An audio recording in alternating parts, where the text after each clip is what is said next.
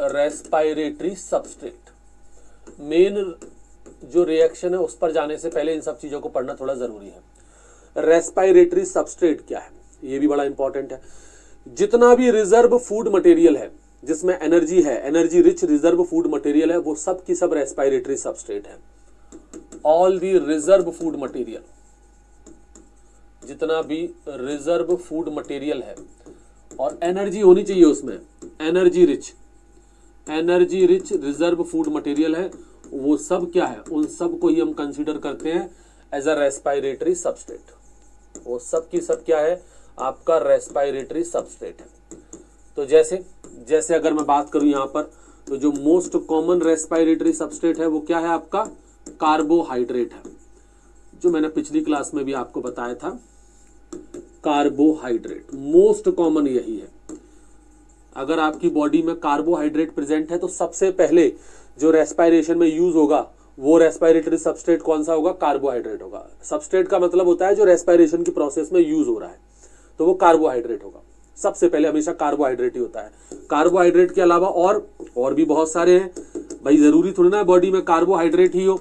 अगर मान लीजिए कार्बोहाइड्रेट पूरा खत्म हो गया, कोई व्यक्ति डाइट पर है, वो नहीं खा रहा है कार्बोहाइड्रेट, वो बहुत मोटा है, उसको पतला होना है, डॉक्टर ने कहा है कि भाई आप कार्बोहाइड्रेट बिल्कुल नहीं खाओगे, तो फिर उसकी बॉडी के अंदर जो फैट मौजूद है वो फैट बर्न होगा, उस फैट में से एनर्जी निकाली जाएगी, तो उस समय रेस्पायरेटरी सबस्ट्रेट फिर फैट बन जाएगा।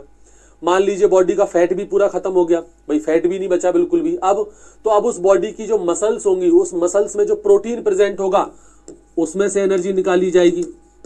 प्रोटीन के अलावा अगर बॉडी के अंदर कोई और दूसरे ऑर्गेनिक एसिड्स वगैरह भी प्रेजेंट हैं तो वहां से भी एनर्जी निकाली जा सकती है। ये भी सब क्या है, आपके रेस्पायरेटरी सबस्ट्रेट है। लेकिन जो मेन रेस्पायरेटरी सबस्ट्रेट है वो तो यही है, कार्बोहाइड्रेट। अगर बॉडी में ये सब प्रेजेंट है, एक सेल के अंदर कार्बोहाइड्रेट भी है, फैट भी है, प्रोटीन भी है, जैसे मान लीजिए ये प्लांट सेल है या एनिमल सेल है, जो भी आप मान लो, फिलहाल तो इसको प्लांट ही मानो क्योंकि दो बना दिए मैंने, सेल वॉल और cell membrane.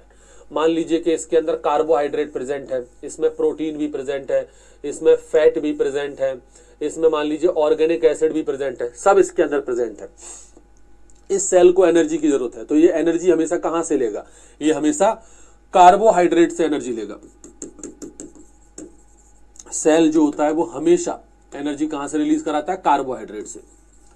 If cell require energy, अगर सेल को एनर्जी की रिक्वायरमेंट होगी तो ये हमेशा कहां से लेगा, फर्स्ट ऑफ ऑल, या सिंपल सा कहें, इट ऑलवेज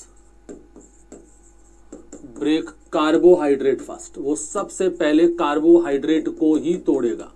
कार्बोहाइड्रेट में भी बात करें, मोस्ट इंपॉर्टेंट क्या है, ग्लूकोज को ही तोड़ेगा और वहां से उससे एनर्जी मिलेगी।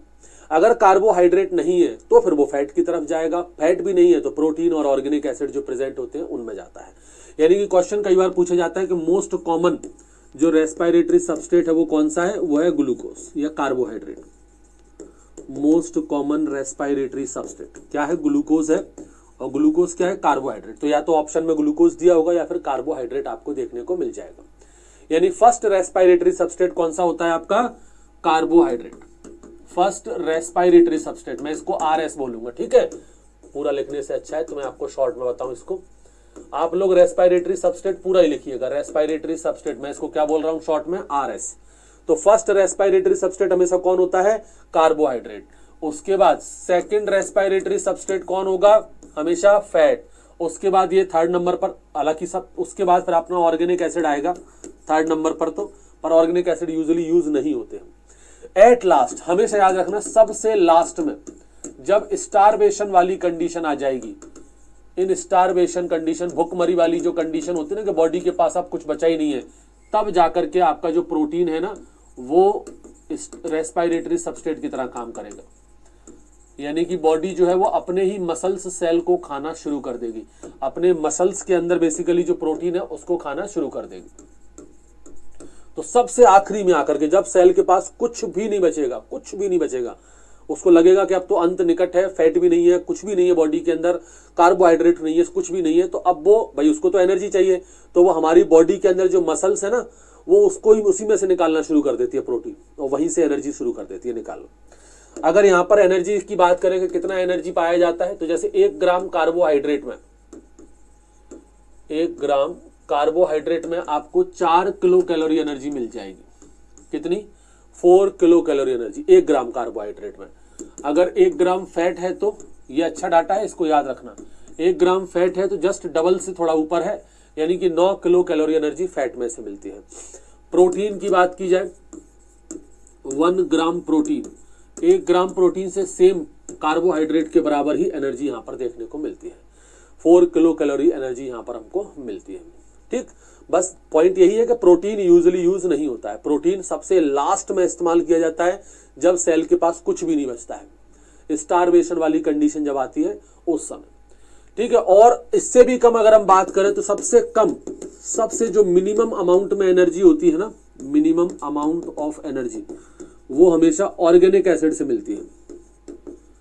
ऑर्गेनिक एसिड में क्या है? ऑर्गेनिक एसिड में जैसे मैलिक एसिड, आपका ऑक्जेलिक एसिड जो होते हैं ना, इनसे obtained from the organic acid. जो ऑर्गेनिक एसिड है सबसे कम इनसे मिलती है, और मैक्सिमम किससे मिलती है? फैट से।